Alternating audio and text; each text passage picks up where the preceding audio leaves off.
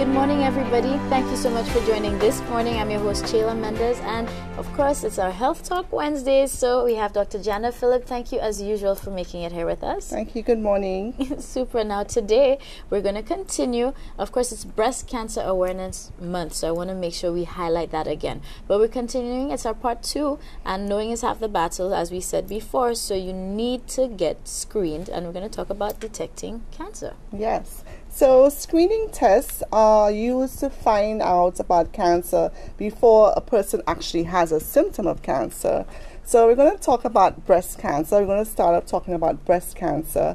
And I want to say that all women should know how their breasts normally look and feel, and report any breast changes to the healthcare provider right away, okay? But normally, women of ages, I would say 40 to 54, should get a mammogram, which is an x-ray of the breast, every year. And women 55 and older can get those mammograms every 2 years or continue early screening, okay? However, if you do have a family history of breast cancer, it's very important at whatever age that you every now and then feel your breasts to find out if there's any lumps and contact your doctor. And how we do that is very easily while you're in the shower. So soap on, you just feel around your breasts, feel in the axilla underneath your arm to find out if there are any lumps. As well as men. Men also get breast cancer, so you should do the same. Next thing we're going to talk about is colon or rectal cancer and polyps. The tests normally used to find out about colon cancer, we could actually do lab tests. They test for blood in the stool, and that can be done at your yearly physical.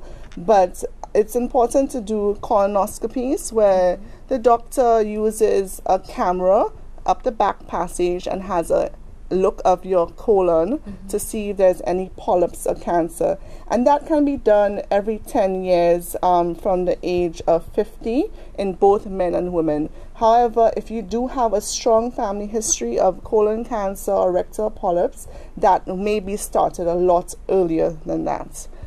Okay. Now, you know, one thing I wanted to add in, I find with our society as well, sometimes body imaging, people are not comfortable with their bodies, and we sometimes even grow up, you know, not being comfortable with our body parts, but it's really important to be comfortable. It's your body, so you could feel it. Yes. Now, next thing we're going to talk about is cervical cancer. And cervical cancer testing should be started after the age of 21 with regular pap smears. So I would say in your 20s, you should have a pap smear done every 2 to 3 years. And women between the ages of 30 to 65 can have a pap smear done a little longer than 2 to 3 years, maybe 4 to 5 years with HPV testing. And of course, again, if you have the strong family history of cancer, you need to do it more regularly than normal. Right. Precaution is always better. Yes. There's another cancer called endometrial or uterine cancer. There's no specific screening for it, but if you do have an unexpected vaginal bleeding or spotting, you need to inform your doctors, and these persons are closely monitored and will have yearly endometrial biopsies, especially if they have a symptom or sign of it already. Okay.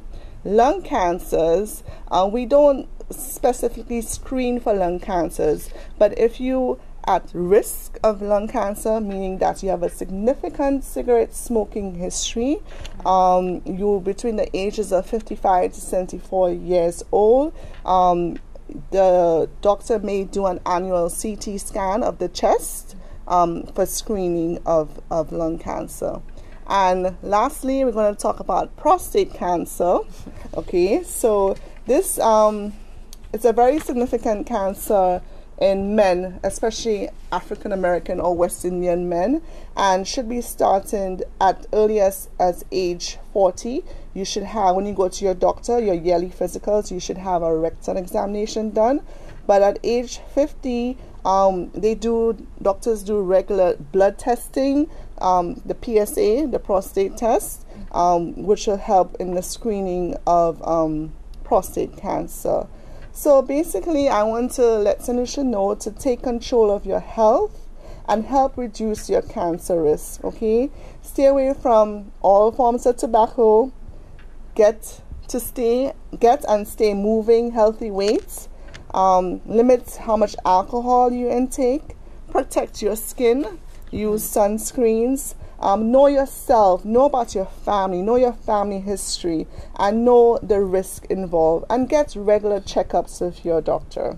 Great. And you know what? I'll just add, listen, cancer clearly does not discriminate. So ladies and gents, you know, because there's certain treatments that are a little uncomfortable, and you find even this one is targeted towards the gents. You find a lot of guys, oh, I'm never going to do this, I will not. But again, it's your body, your health. So yes, you know, we have to take control of it. Dr. Philip, thank you so much for being here with us today. You're most welcome. St. Lucia, I really hope you enjoy that. And again, we've brought you up in the know. So stay tuned next Wednesday. We're going to still have some more exciting stuff coming up.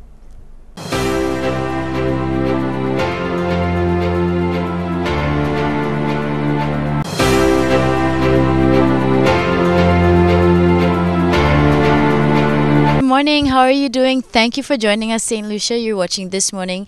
I know it's your favorite morning program, and we really appreciate that. Today we're here with Mr. Hilary LaForce, and you know, keeping with our traditional cultural theme, we're going to learn something a little bit today, and we're going to talk about and get really the story behind the Castries market. How are you doing today? Pretty good.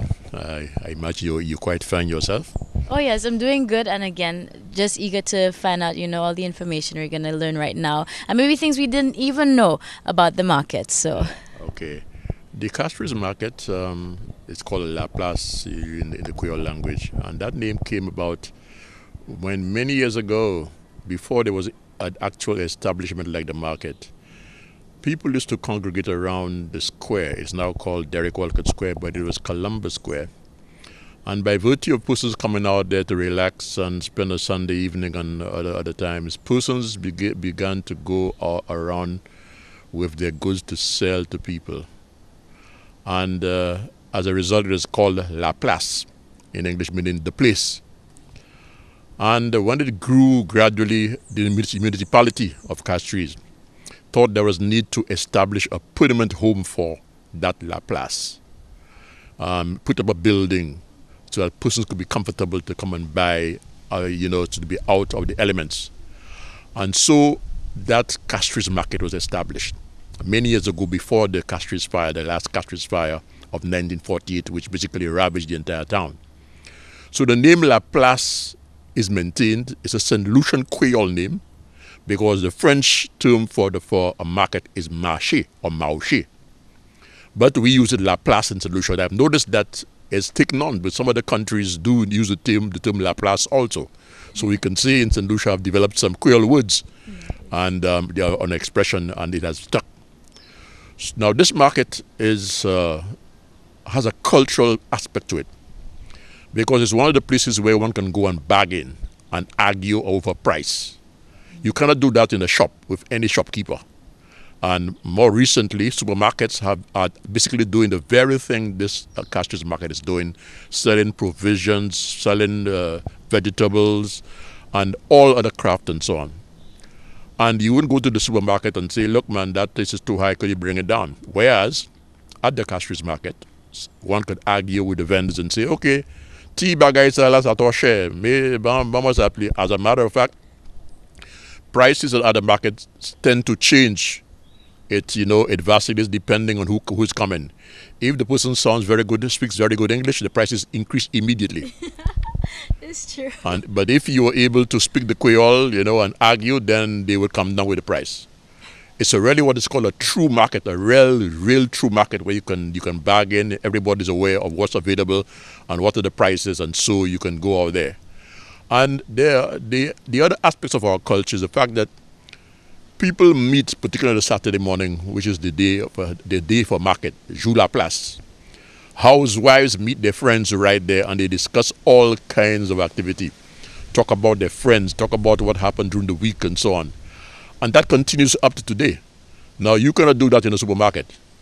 And that is why this market is one of the few remaining in the Caribbean, where some in St. Vincent, for example, is called the stoop down market, because you have to come down and stoop down to buy what you have to buy.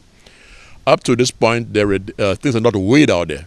All right, whereas at the supermarket, there's a weight is being sold by kilo or by the pound. But at the cash market, most things are sold based on the size and your looks and who you are. Okay, so that is part of the culture. And as I said, it's one of those institutions that has remained with St. Lucians.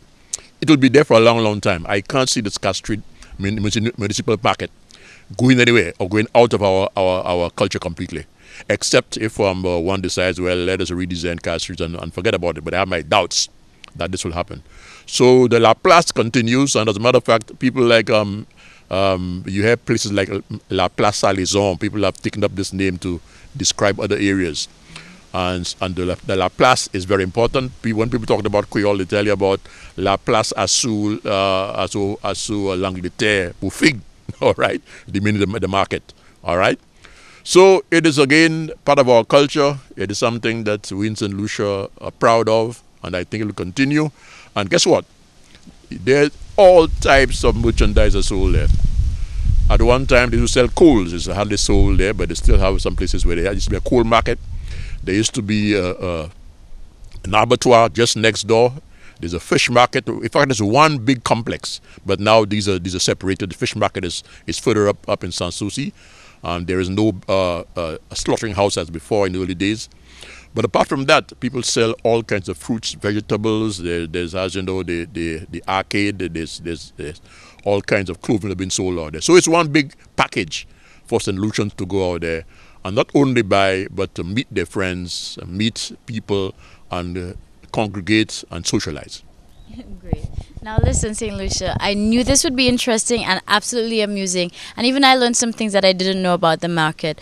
But you know, just to bring it even to modern times now, you find, you know, I always used to wonder why tourists are just so in awe when they come down here and they see the market. But you know, it is true that when you live in a country, you are an inhabitant, there's a lot of things we take for granted. And really and truly, as simple as a Cass Street market may seem to us, it is an amazing experience. You know, when you go to the supermarket and go to the market, it's two different things. It's very colorful, very cultural, from the scents, the smells, the language.